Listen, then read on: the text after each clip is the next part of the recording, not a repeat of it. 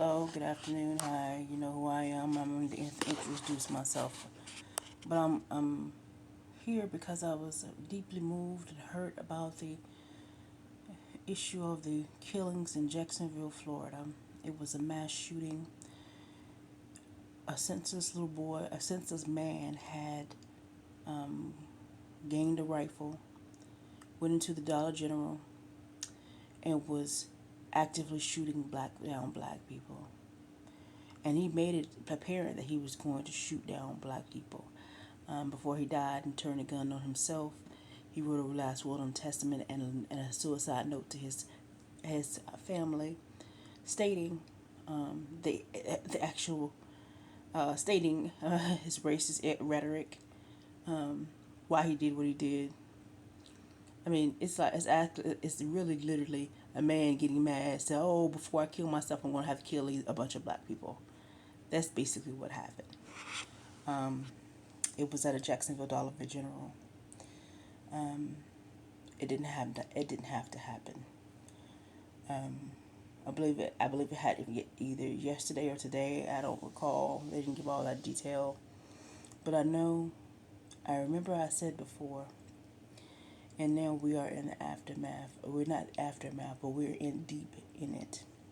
And I said this. I said once you watch one person, especially one woman, one person of color, or any human being devalued in our society, that means we're all being devalued. When I say to black people that when you will sit and watch, it's not just the act of sitting and watching me every day being devalued as a black woman and saying I don't exist. It's the devaluing of every black human being on this planet. Excuse me, every black individual in this country. Because it is a hands down war against people of color, black and brown people. I don't care what nobody was saying. It's a hands down war against the black and brown people. It's a hands down war against women. It's a hand down against war against race, and they use race and sexism. The race is racial or sexist. That's all it seems like it ends up in the end. It always ends a fight um, between about race, um, about women, about sexuality, about and then about gun warfare. I mean, but I'm sorry, forgive me, I'm rambling. What I want to state and clearly state and why I did this video is because I want to say to you, to all of us specifically. I said this back in my beginning videos. One, as if you, as we watch globally, not just on the U.S., but we watch globally as one black person is devalued, all of us is devalued. Because we're as only as strong as the tears holding us up. And that's we have to actively. I remember there was a man who said, black people must actively fight racism, fight racism, race rhetoric, and racist politics. If we do not, we are in the middle. We'll be in the middle of another civil war, and stating that the beginning, the redevaluing of black people, the redevaluing and cutting us off, basically killing us, actively cutting us off from legislation, actively cutting us off from our communities, actively cutting off our communities, actively telling us basically we have no value, we have no basically value in history, we have no history. American history does not have African American history. And American history is, I mean, African American history is American history, but they don't want to teach about us. They don't want. They only want to talk about Paul Revere or Revere. They actively tell us that we don't exist, and they actively try to erase us from this society. And I said to you before, I said, because you watch me and you never helped me. No one ever said, I am not going to watch that black woman sit there and be devalued on TV. Take that shit down. No one ever said that for me. And because nobody ever said that, we are at war.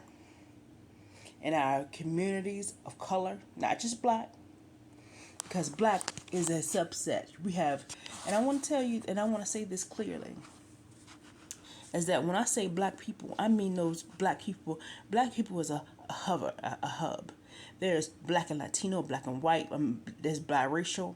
There's black and Latino, black and white, black and Asian. All those people are black people. Okay, so I'm gonna let you know that you in there too. You in there in the muck too. Even so, if you think you said, well, I'm just this. No, you're not, honey. I'm sorry. Anything that when you walk in when you walk in the room and they look at you and they say the black people are arriving, your ass is black. Okay, so I'm just gonna let you know you in it. You in it. You in a fight of your life. You can be you can be in whatever arena you are, in all the white room and trying to be Uncle Tom of all you want to.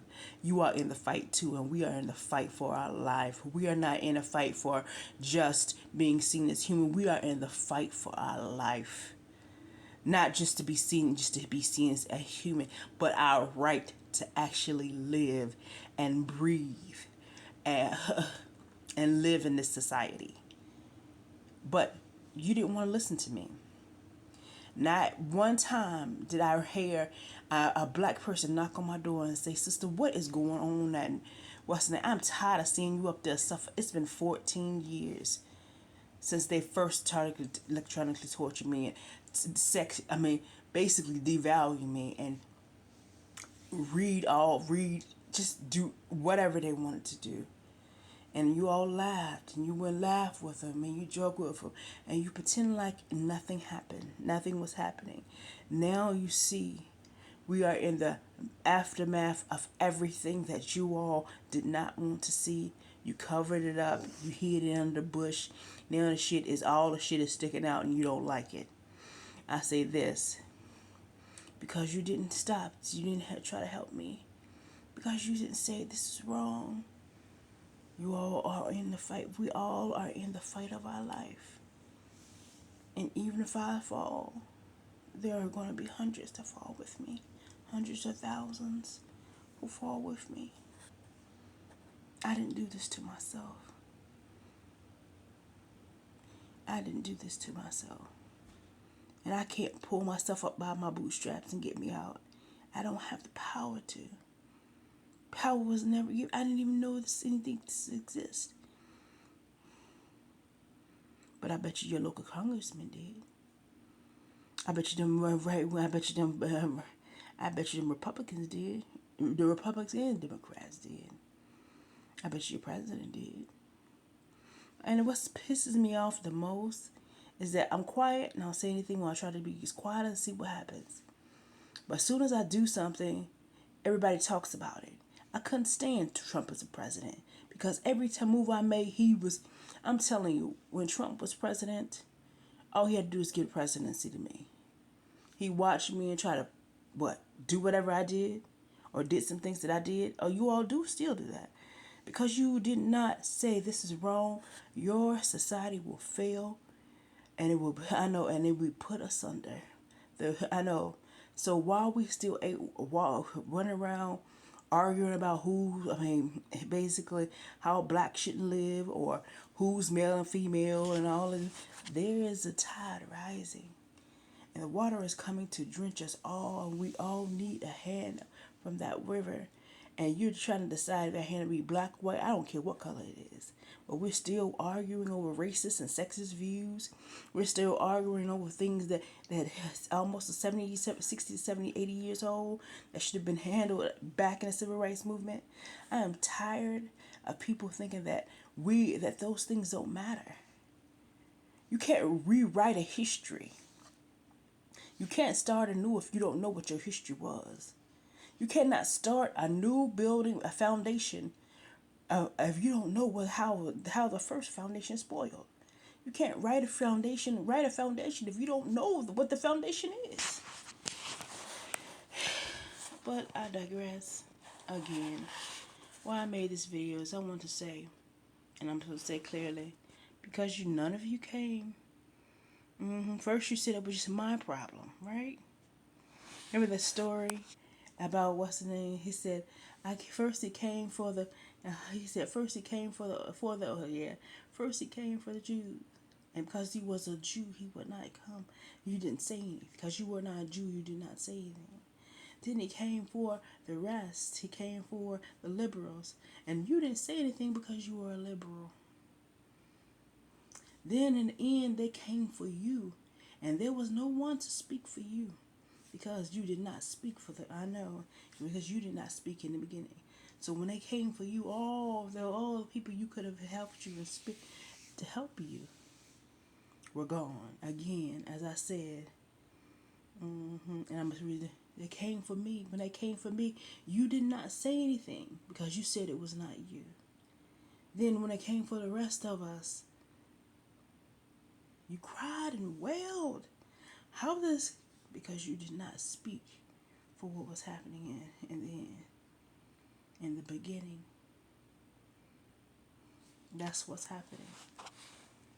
And remember that I did not say I did. I said again. I said when they first came, he said they first came for the color. They didn't speak because he wasn't colored. When they came for the red, they didn't speak because they weren't red. And then when they came for me, there was no one to speak, and it came and devoured all.